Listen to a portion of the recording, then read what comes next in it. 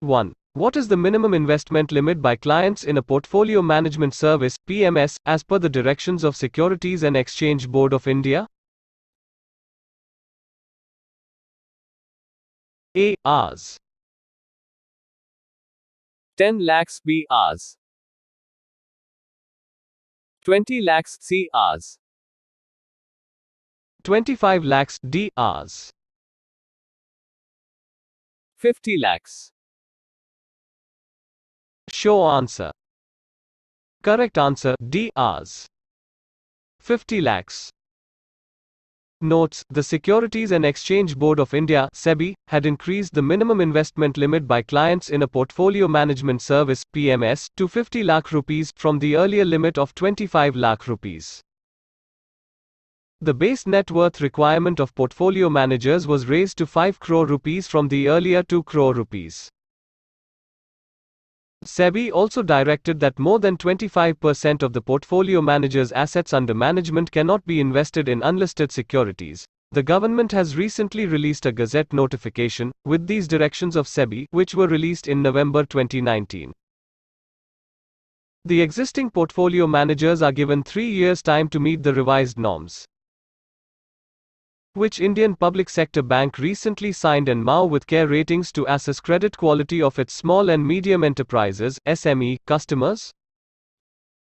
A. State Bank of India, B. Bank of Baroda, C. Union Bank of India, D. Bank of India. Show answer. Correct answer B. Bank of Baroda.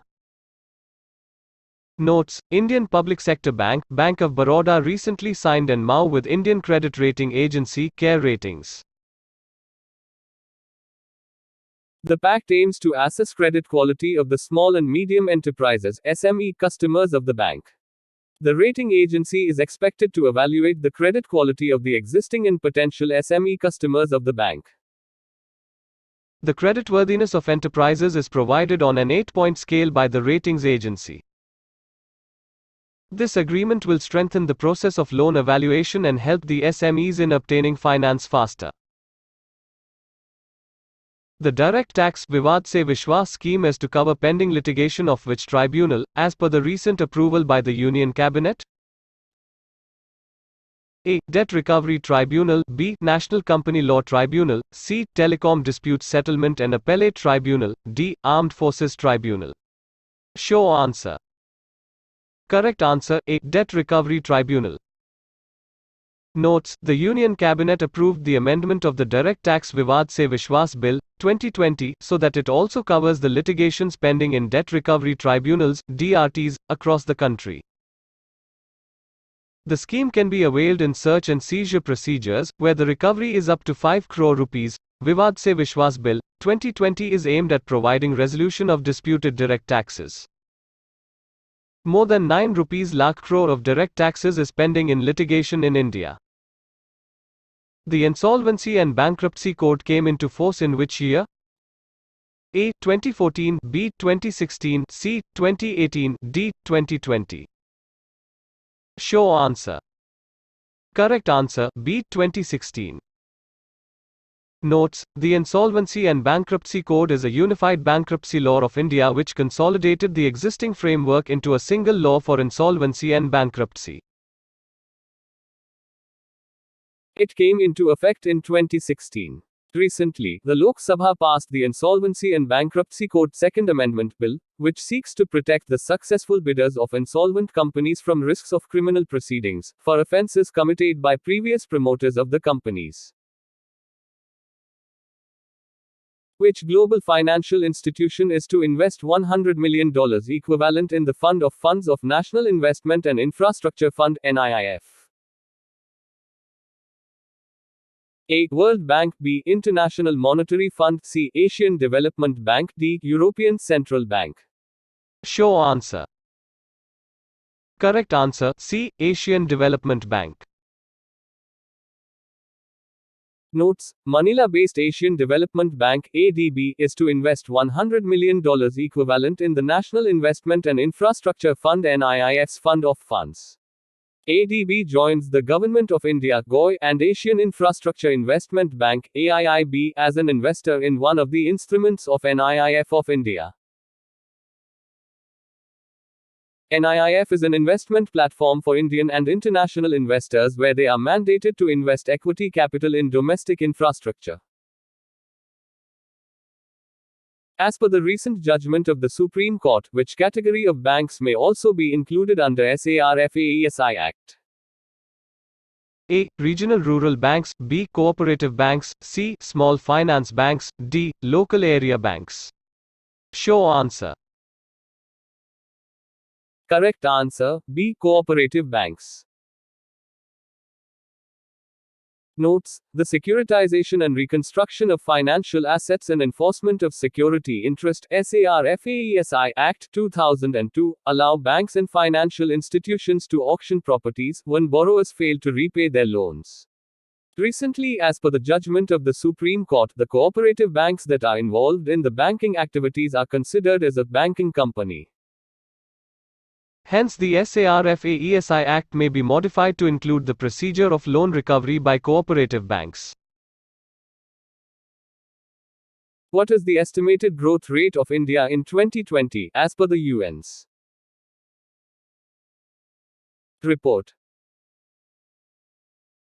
A. 3.2%, B. 2.2%, C. 1.2%, D. 0.2%. Show answer. Correct answer, C. 1.2%. Notes: the United Nations recently released the World Economic Situation and Prospects report. As per the report, the global gross domestic product (GDP) is estimated to shrink by 3.2% in 2020. The report also estimated that India would grow by 1.2% by 2020 due to the effect of the national lockdown. UN had already projected a lower growth rate of 4.1% for the year 2019. The organization also projected that India would slowly regain its growth rate and reach 5.5% in the year 2021. Which Subordinate Office of Agriculture Ministry recommends the change in minimum support price (MSP) to the Union Cabinet? A. Commission for Agricultural Costs and Price. B. Mahalanobis National Crop Forecast Center. C. National Center of Organic Farming. D. Directorate of Pulses Development.